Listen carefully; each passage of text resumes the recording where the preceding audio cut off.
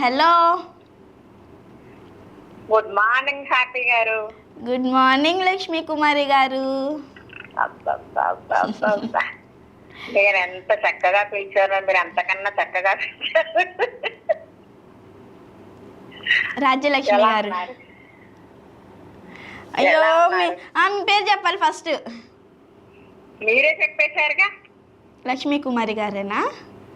అవును. మరి చెత్తగా పిలిచాను అన్నారు.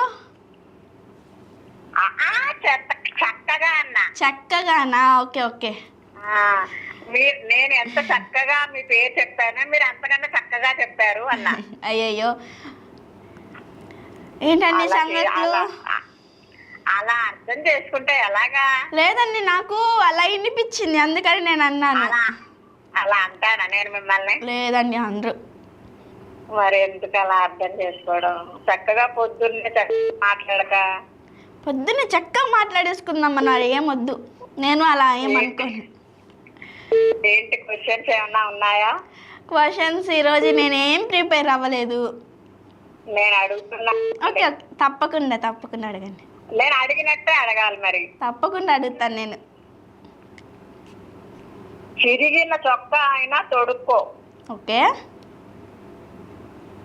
కానీ మంచి పుస్తకం కొనుక్కోవడం అలవాటు చేసుకో. చిరిగిన చొక్కా అన్న తొడుక్కో, కానీ మంచి పుస్తకం కొనడం అలవాటు చేసుకో. చిరిగిన చొక్కా అయినా తొడుక్కో, ఓకే. కానీ మంచి పుస్తకం మాత్రం కొనుక్కోవడం అలవాటు చేసుకో. ఓకే, నేను ఒకసారి రిపీట్ చేస్తాను. చినిగిన చొక్కా అయినా తొడుక్కో, కానీ ఒక మంచి పుస్తకం కొనడం అలవాటు చేసుకో.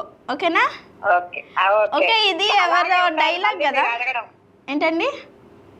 అలాగే ఉండాలి. నేను మళ్ళీ 9ంటికి 10 నిమిషాలకు 9ంటికి నేను మళ్ళీ కాల్ చేసి ఎవరైనా చెప్పారా అడుగుతాను, లేకపోతే నేనే సమాధానం చెప్తా. తప్పకుండా అలానే. ఓకేనా? వాళ్ళ నుంచి ఏమేమి ఆన్సర్స్ వస్తాయో కూడా తెలుసుకుందాం మనం. Okay, bye.